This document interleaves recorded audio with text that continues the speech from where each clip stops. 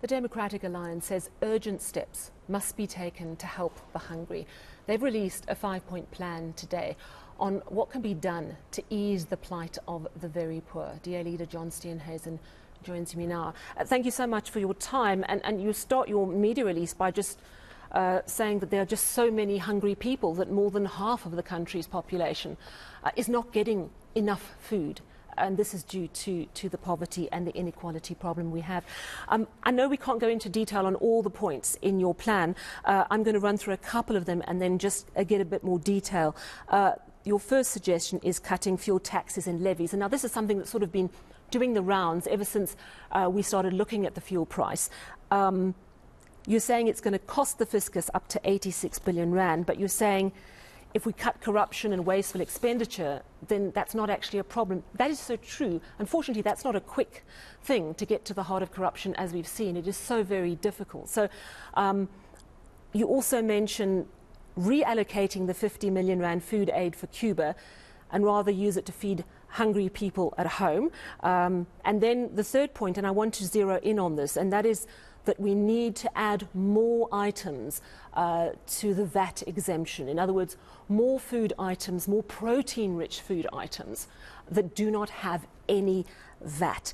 Talk to me a little bit about that, because again, that's a suggestion that's been doing the rounds, but we haven't seen any action.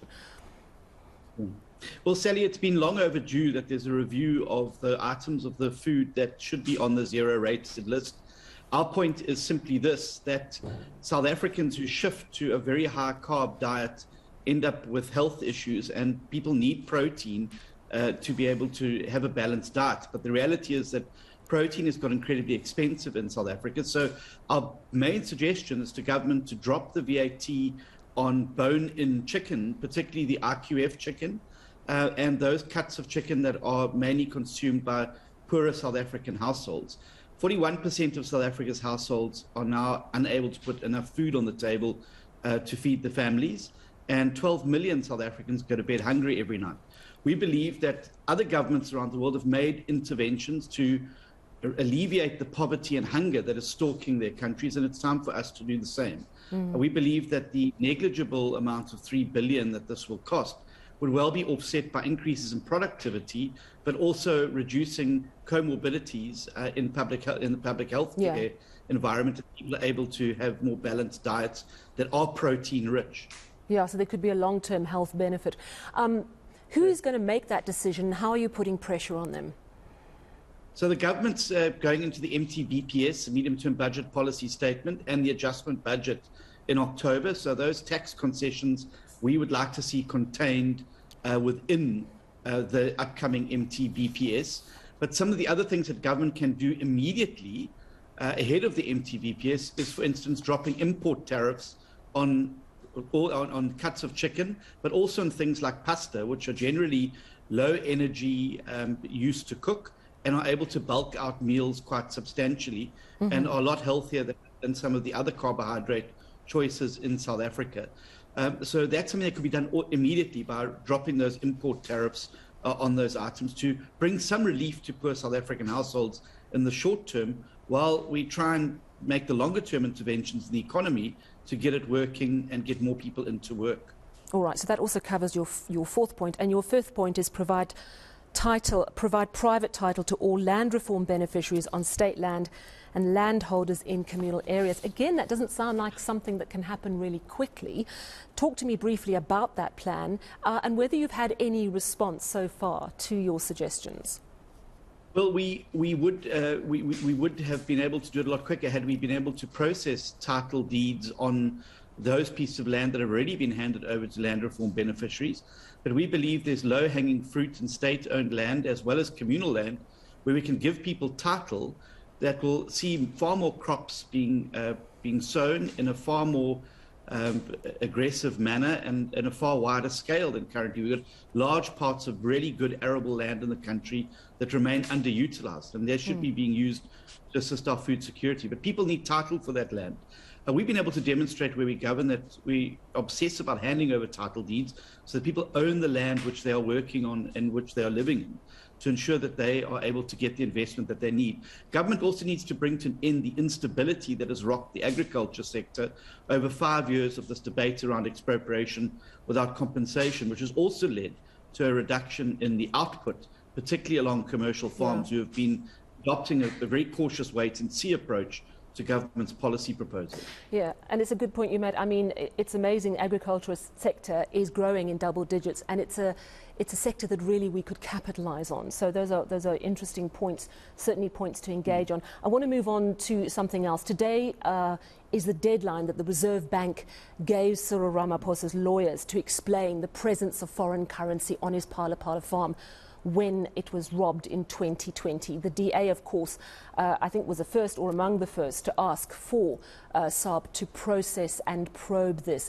What are you expecting the Reserve Bank to do? What do you think the next moment will be in this long-awaited explanation of what happened?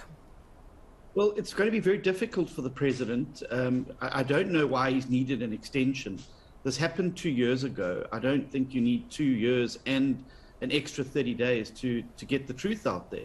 But I think certainly by his own admissions, and certainly what seems to have permeated into the media environment, is that the president is in deep trouble from a SARB perspective, because dollars, he has now admitted, were used for a transaction. Those dollars were retained far outside of the period for which people can possess foreign currency in the country.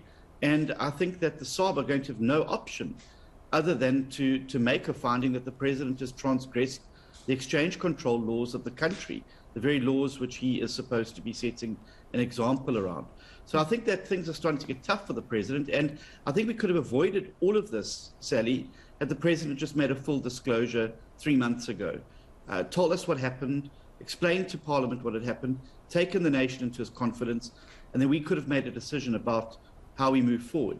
Instead, the story is falling out in dribs and drabs, the truth always outs, and I think the president is in far more trouble than he is portraying in the public arena, particularly when it comes to laws of the Republic that he is responsible for upholding and implementing, that he himself seems to have been in breach of.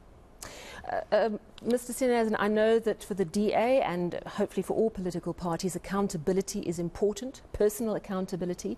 And I want to ask you if you're going to apologise for the comments you made on a recent podcast where you compared your ex-wife to roadkill. Well, Sally, you've already asked my colleague Saviwa Gwarube about that. She told you that I did make an apology. It was carried in the Daily Maverick. I said it was a joke made in poor taste, and I've apologised for it. But who did you apologise to? Who did you apologise to? Whoever was offended, and it was really 18 seconds out of a podcast, which I encourage South Africans to go and watch. Yeah, but it's 18 seconds. Let me just stop you there, because I listened to the whole podcast and it was really interesting. And I thought that a lot of what you had to say was great and resounded. But what we say is important.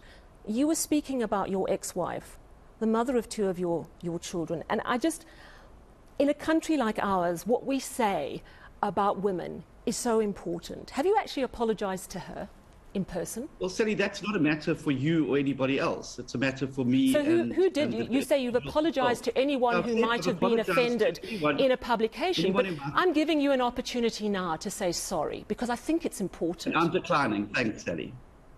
You think that's okay? I've done it already. I've done it publicly. I've done it in the Daily Maverick. I'm not going to cover myself in sackcloth and ashes to make you feel better. It doesn't make me feel better, Mr. Steenhuisen. This is about accountability. And you may have written something in the Daily Maverick, and I asked who that apology was for. You said whoever may have been offended. That's not much of an apology in my book. Well, I don't know who else you can apologise to than other people that you were Your ex-wife? I hope in you're public, going to grill because the you president insulted her in public. Clearly about the rape comment that he made, and Mr. Gundungwane. I have challenged the Minister's spokesperson on that, and I am challenging you on the same thing. And you're not apologising. I've given you my response. I've apologised already to those offended.